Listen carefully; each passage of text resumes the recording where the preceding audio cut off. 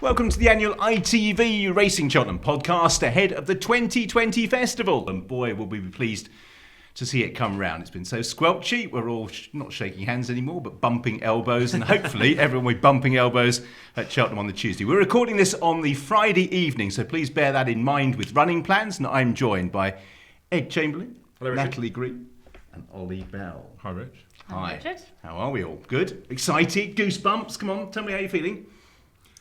I've that all right? It's been a long week of previews. It's pretty exhausted at the moment, but looking forward to it enormously now. You know, we had the scares as well. You talked about the weather, so let's hope everything goes smoothly from here. Yeah, forecast isn't so good on Monday. We're almost certainly to start on really soft ground, and that's a little bit unusual. I know, Ed, you were saying those that walk the course are actually pleasantly surprised as we sit here on Friday as to how it is, but there's still significant rain forecast, particularly, I think, on Monday. Yes, I think it's talked about a lot at the moment after Gordon Elliott's comments about Envoy Allen. If he comes over on Sunday, I think he'll be pretty happy. It's just that forecast on Monday at the moment is a lot more rain. It will not stop raining. It's ridiculous. Well, the other point to remind everyone, punters-wise, is, of course, you can only declare for one race at the Cheltenham Festival. So if Envoy Allen is going to run in the Supreme, they'll have to make that decision on Sunday, and various other horses during the week. Benny Dider, for example, it would presumably be in the mares on Sunday or Tuesday, but if she's not, you can begin to piece the jigsaw together as to where they go, because you only get one shot at it. And if the ground changes during the week, that could be quite interesting, Natalie. Yeah, and it is a jigsaw, isn't it? Goodness me, people spend all winter predicting where these horses are going to go. It looks a great festival, but particularly the Wednesday, of course, the Queen Mother Champion Chase looks absolutely exceptional. So really exciting stuff. And yeah, just pleased to get stuck in. It does feel like a long time coming, doesn't it? Yes. It's always a loud roar, but I just think that Tuesday's roar will be half relief and half euphoria for everyone. It could be really loud. Great atmosphere, Ollie. And of course, we'll be mentioning it a little bit later on, but you've got the opening show during the course of the week as well. Yeah, and when we go down there and build up to every day of the races, I love that part of the day for me, really. I think being there in the stable yards where our studio is and seeing all the Irish horses, the Irish invasion when they come out of the stables, you get Gordon Elliott's string, followed by Willie Mullins' string. Then the English horses start arriving. It's a real treat to be down there for that, what is a key part of the Cheltenham Festival now, and the viewers will see all that stuff on the opening show every day of the Cheltenham Festival. Starting at 9:30, ITV4. A great team of guests coming up. We've got some features as well. Plenty to look forward to on the opening show. And Chris Hughes will be joining us as well to tell us what's coming up in the social stable.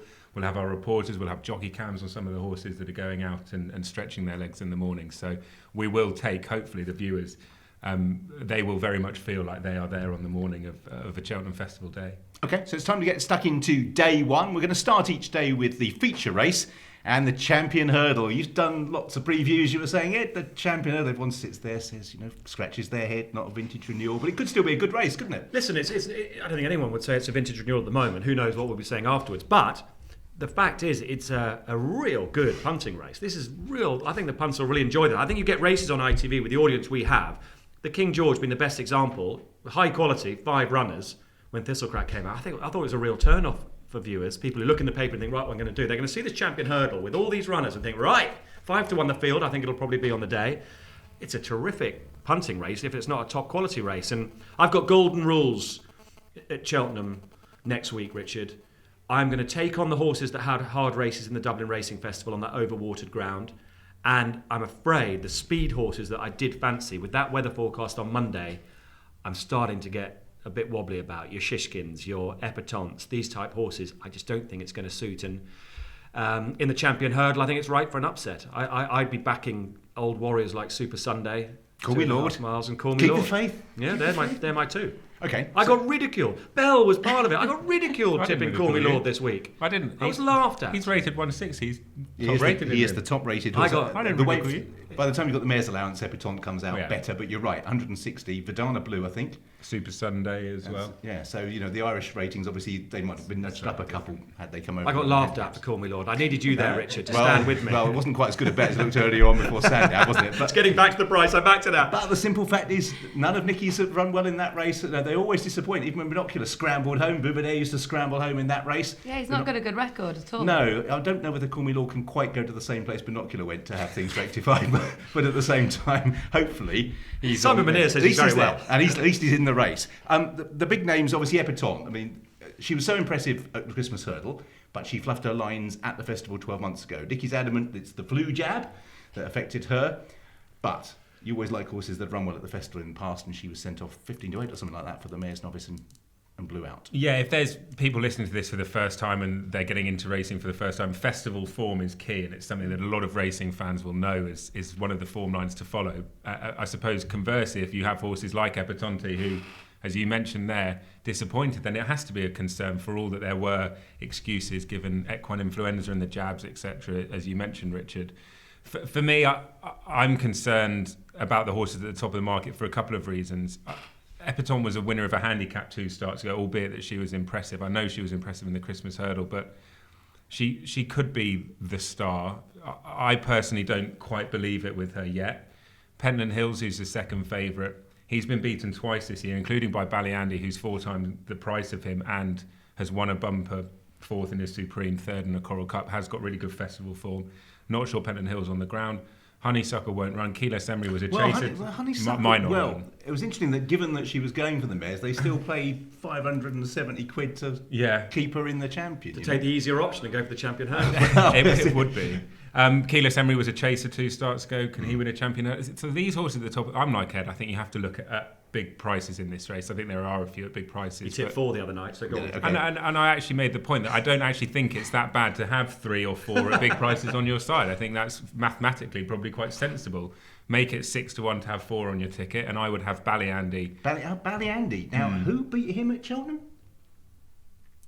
What, in the Supreme or in the Coral Cup? No. He's been beaten there a lot. No, earlier on in the season, in that race that Pentland Hills ran in, and Ballyandy International. Call Me Lord. Call Me Lord, that's the one. I've never criticised anyone for Call Me Lord. Never. Now, Ballyandy's interesting, and I mean, that's the sort of profile, isn't it? Ballyandy. So what I'm going to do is so people can jot down actually and Hooray, nail we our are gonna colours get to the all mast. You will in a minute. I want everyone in the feature races at least to give their selection and 10 seconds justifying it, if you like. Okay, so people can write down. We're held accountable rather than Ladies say first. you waffle around. First, the problem with going last. So you've covered all my notes. But no, I love Epiton. I think we've got a huge problem with the ground. Like Ed says, it's a great point. But Epiton, I've always liked it. I'm not going to change my mind now. Perfect. Ed. Speed horse, flat track. I like Call Me Lord, but I'm going to go for Super Sunday. Because I think you're going to need a 2.5 miler. He's not, if he wins, it's not a great champion hurdle, but I'm convinced he's going to run well. 6th consecutive festival appearance for Super Sunday. It's remarkable. Pretty impressive, isn't it? Festival form. In some horses. Plenty of festival form, yeah. I'm going to say 3 very quickly. No! Love it.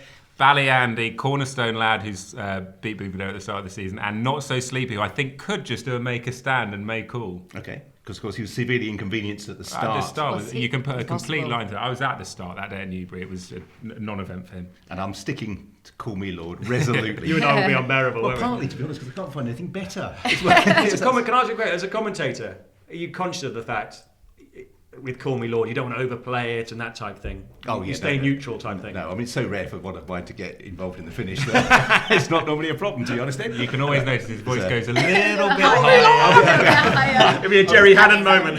We're on! People tend to be absolutely hopeless. They say, oh, you definitely back that. Normally it's just because it's a nice race or a good story Yeah. or something, rather than really you backed it. I wouldn't back them. Are you preparing any lines this week for like a Tiger Roll or No, an LT? not yet. Not really. As you know, it's like we tend to prepare stories, don't we? And Yeah. hope the words around it sort of fit, because sometimes you have 3 seconds to say it, sometimes you have 10 seconds to say it, and the number of words you can use then changes. So if you venture yourself into a phrase or something, you might have to gabble it in order to get it out. So best just let it happen naturally. Sometimes it works, sometimes it definitely doesn't.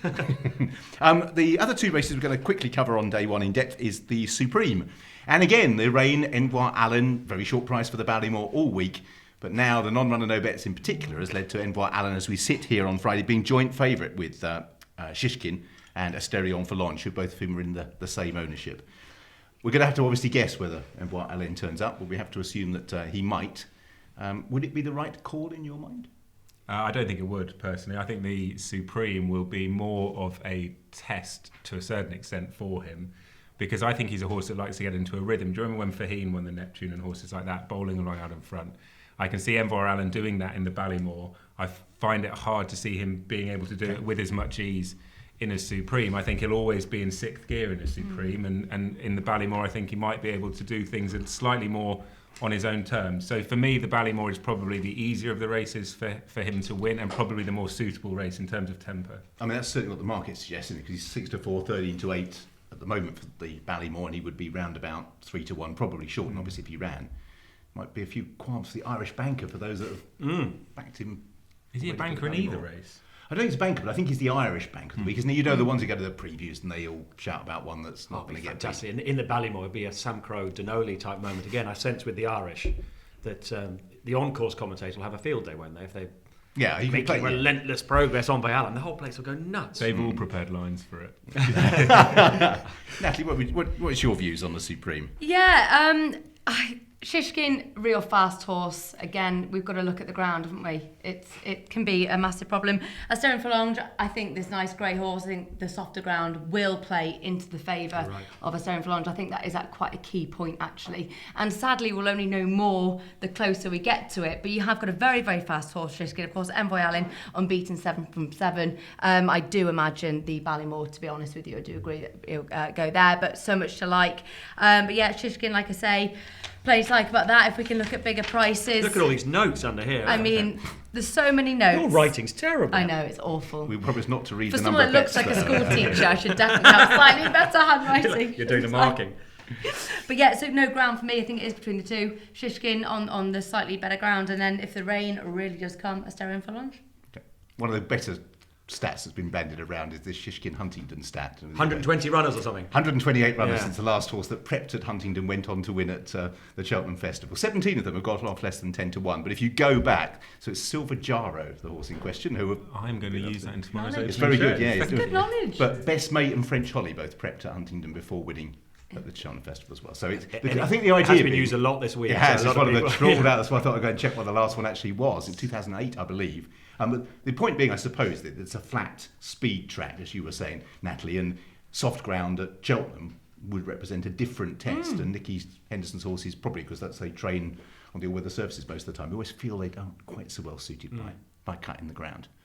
So, Shishkin, again, whose verdict? It's a humdinger of a Supreme. We didn't mention Fiddler on the Roof at all. Fiddler on the Roof. Chantry House has been a buzz horse this week. Yeah, and apparently there's really shrewd faces have been saying Chantry House could be the Henderson number 1. Yes, I'm sure. I've been told he has to run here because of Sporting John in the Ballymore, but it could be absolutely perfect for them. I think he's done a really good bit of work of late. That's the sort of rumour with Chantry House. I thought Shishkin was going to do something spectacular in this, but I don't think you can back him until you've seen him go to the start, because he's buzzy and it'll be interesting to see how he handles it, and he could pull hard again. And I just think if that ground and gets all that rain, his speed's going to be blunted. It's very much coming, as Natalie says, in Asturian Phalange's favour as far as the ground's concerned. I am going to give Edward Stone another chance at 20-1. Okay, he comes from that wonderful Wincanton race where he beat Fiddler on the Roof. He'll have speed to aim at for the first time, really. Yeah, if he settles. He's not wearing a hood, is he? Isn't he? No, he's not going to wear a hood. Okay, I mean, last time he is very buzzy. In a small field, it's much harder. Again, it's just a mere question of how he copes with things. He'll get, you would imagine, the pace he needs in order to optimise him settling. Basically, I agree with Ed. I think he beat Fiddler on the Roof. He's 3 times the price, near enough at Fiddler on the Roof. And he beat Harry Senior, who's a fancy in one of the novice races, giving him £6. As well as that, last time out he was too keen on soft ground and hit the front a bit too soon. But without the hood, in a race that will suit him, I think he's a massive player at a big